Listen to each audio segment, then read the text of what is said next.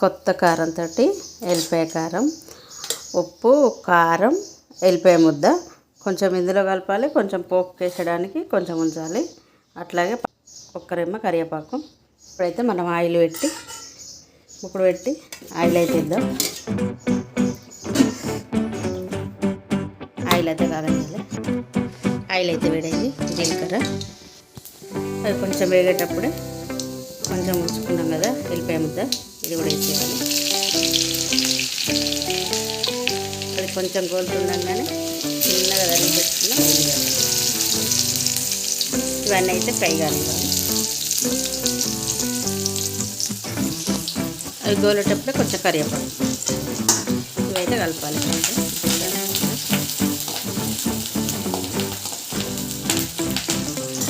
ఉల్లిగడ్డ కూడా ఫ్రై అయింది కదా, కొంచెం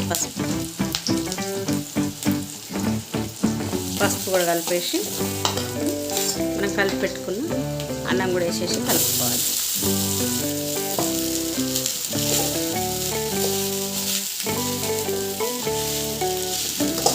కొంచెం సేపు ఇట్లా ఆయిల్లో ఫ్రై చేసుకుంటే ఎల్లిపాయ కారం అనేది అన్నానికి బట్టి